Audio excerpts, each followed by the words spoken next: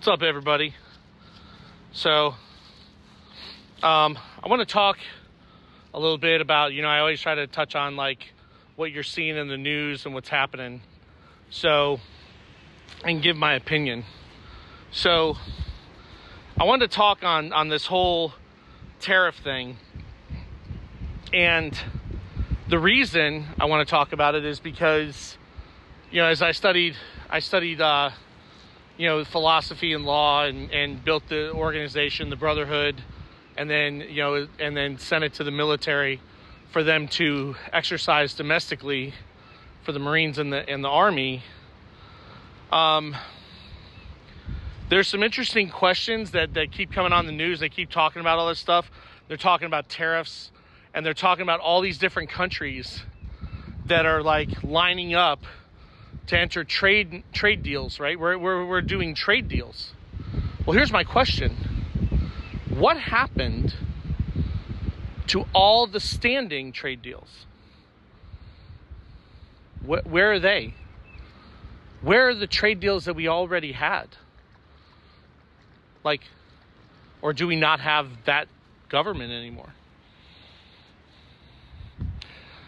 See, the way trusts work is they're like carriers, right? So they carry things or they hold things and they can have things put on them when they're a trust. Now, originally, the NGOs that we talk about were like, oh, it's an NGO, it's an NGO, it's an NGO.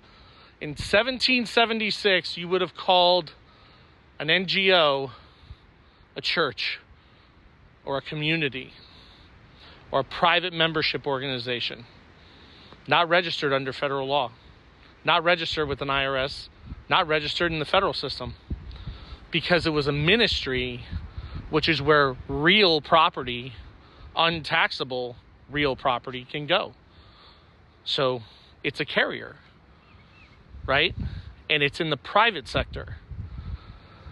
So as a community, right? So what they've done is they've created these foundations. So this says foundation, association. If you go to the store and it says donate to such and such foundation, that's an NGO, and that's an American church in the private sector. Okay? They work off of funding and grants. They don't operate in tender or credits and debits. Okay? It's a different currency.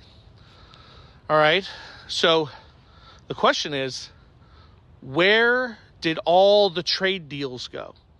What happened to all the standing trade deals that were there?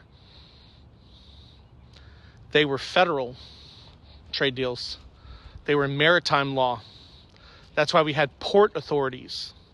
But now the ports are United States ports and American ports, and those ports are controlled by the Navy and the Coast Guard. Not port authorities, not British or Indian port authorities. You understand? The reason all of these countries are coming to set up trade deals is because the United States, not the United States Federation, the United States, not the federal Constitution, the actual American Republic Constitution, works off of excises and tariffs. They don't operate in federal law. Okay? That's why the federal judges are being overridden. That's why they're ignoring and doing whatever they want. Because the military is operating domestically. And they have to set up new trade deals. What happened? After the Treaty of Paris, when we negotiated peace with England,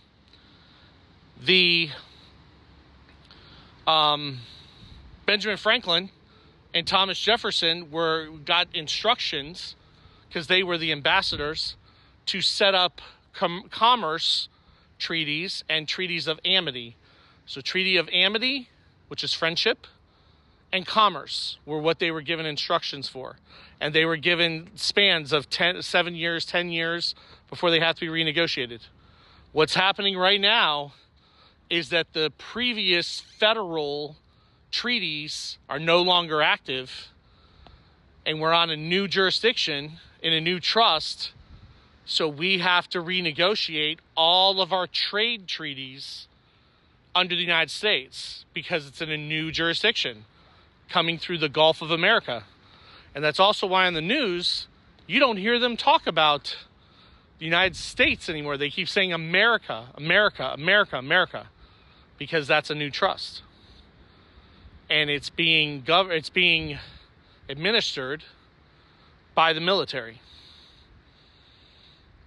So the Navy, the U.S. Coast Guard handles our maritime division, which is our federal division. The Navy handles our commercial. The Army handles our territorial and national. And the Marine Corps handles our land. Okay? Our lands and our roads and our streets. That's the Marine Corps jurisdiction. The Air Force handles our basically chancery law, our canon law, and Space Force handles our common law, which is the Bill of Rights and the Declaration of Independence and the preamble to the Constitution. So that's what I see, and that's pretty much how I come to understand all these different layers of jurisdictions that are opening up. And all these different courts, the F-47 carrier platform is the platform for air and space. So that is where American canon law and American common law, which is the Bill of Rights and we the people, and American law over the land, superior to statutory law, to federal law, to commercial law, will be exercised, and that's where those courts will be. And that's where individuals of power and authority will have the facts declared that their behavior was poor, and they will be dealt with directly. That's the jurisdiction. It'll be under the Air Force, or it'll be under Space Force, depending on the situation. So that's what I see, and I wanted to share. So God bless and Godspeed.